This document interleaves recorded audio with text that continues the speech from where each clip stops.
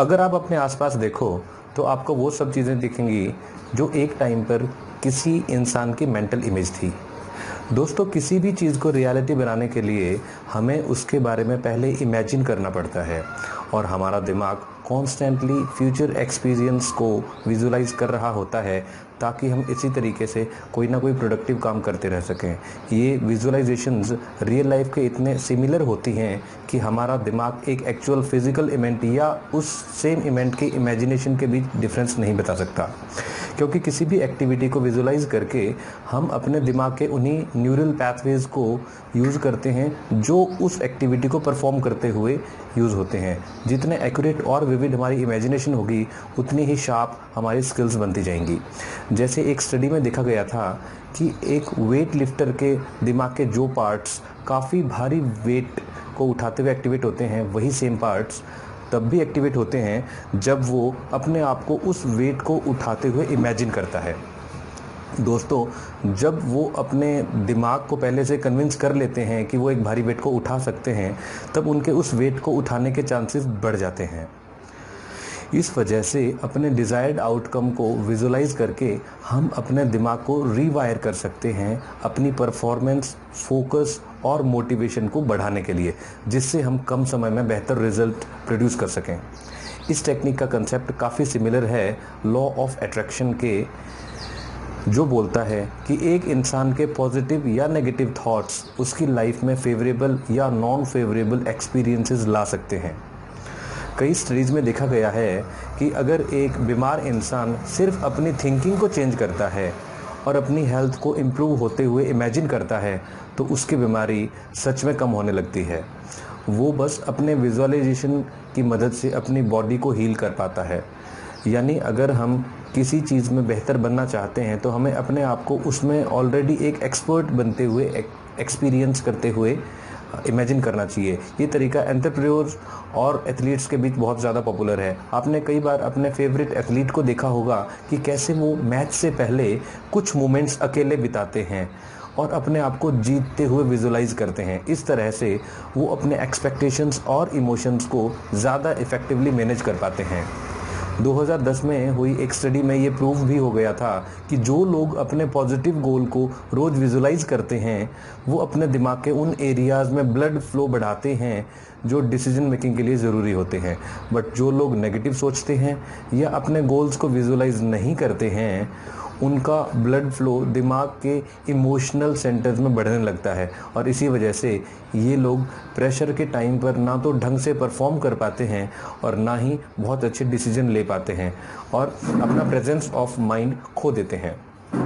Law of attraction का idea इससे भी ज़्यादा डीप है और सूफी पोइट रूमी ने एक बात बोली थी कि what you seek is seeking you, यानी जिस चीज़ को आप ढूंढ रहे हैं वो आपको ढूंढ रही है।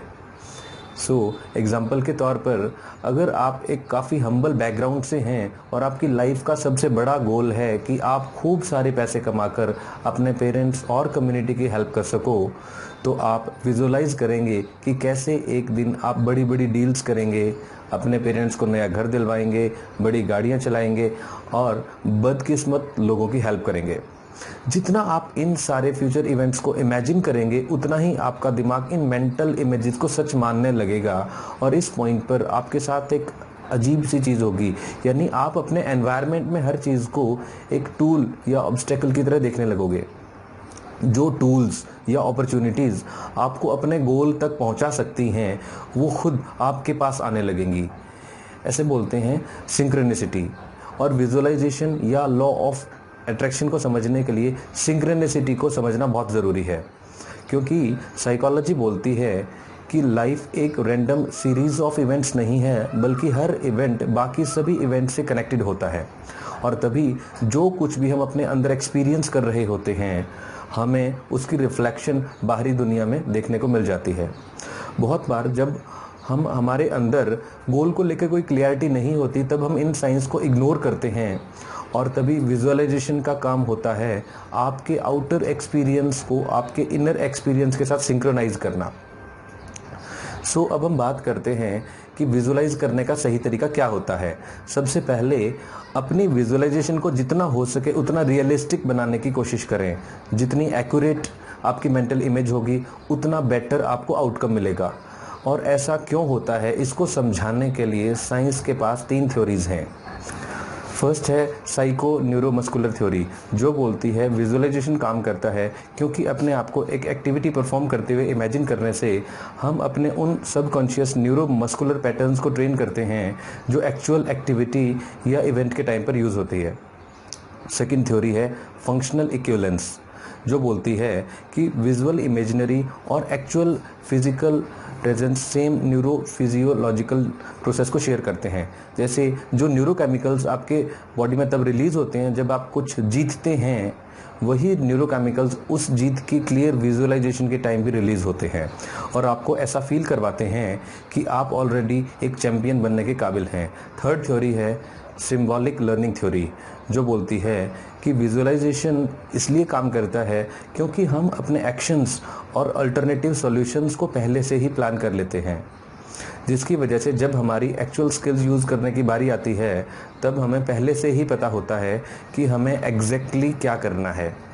जैसे हमारे दिमाग में मौजूद मिरर न्यूरॉन्स एक्टिवेट हो जाते हैं जब हम खुद की कोई एक्टिविटी परफॉर्म करते हैं या किसी और को वो एक्टिविटी परफॉर्म करते हुए देखते हैं, और तभी इन थ्योरीज़ के हिसाब से हमें अपनी विजुअलाइजेशन को जितना हो सके उतना विविड बनाना है ताकि हम सक्सेसफुली अपने न्यूरोफिजियोलॉजिकल और न्यूरोमस्कुलर पैटर्न्स को एक्टिवेट कर सकें।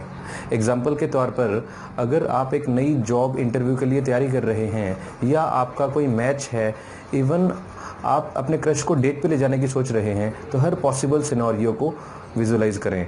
जैसे क्या पता आपका क्रश पहले से ही एक रिलेशनशिप में हो, या ये इमेजिन करो कि जब आप उसके पास खड़े होंगे तब उसकी बॉडी लैंग्वेज, एक्सप्रेशंस और फेशियल फीचर्स कैसे दिखाई देंगे, और अपनी इस मेंटल इमेज को विविड बनाने के लिए इसमें डिटेल्स ऐड करते रहो।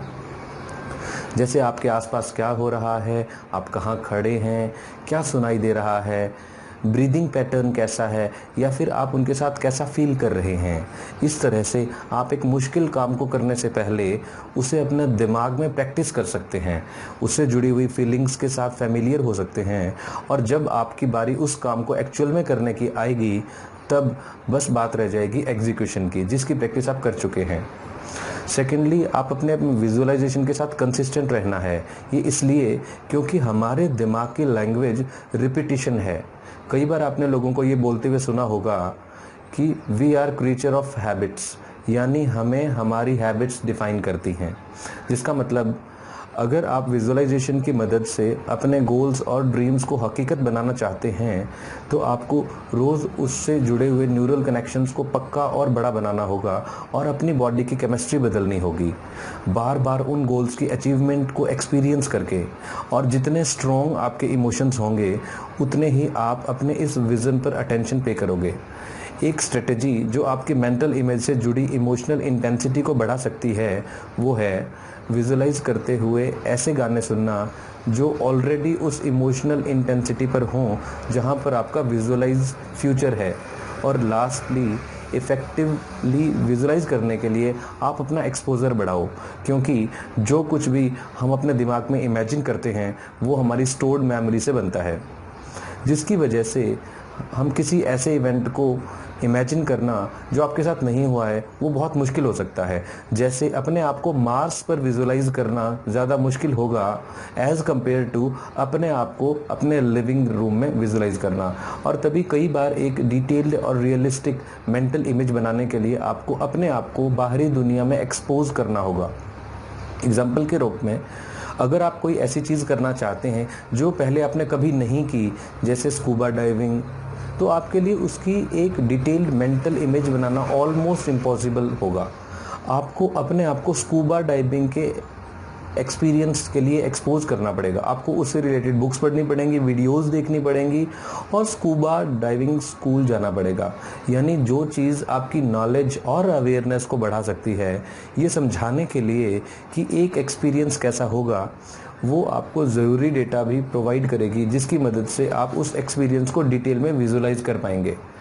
अगर आप एक्चुअल में इन टेक्निक्स को यूज़ करके अपने पॉजिटिव गोल्स को विजुअलाइज करो और उस पर कुछ एक्शन लो, तो अगले कुछ ही समय में आप अपने सारे गोल को पार कर चुके होंगे। जैसा कि चाइनीज़ फिलोसोफर सेन जू का कहना था, जीते हुए योद्धा पहले जीतते हैं और फिर जंग में जाते हैं, जबकि हारे हुए योद्धा पहले जंग में जाते हैं और उसके बाद जीतने की कोशिश करते हैं।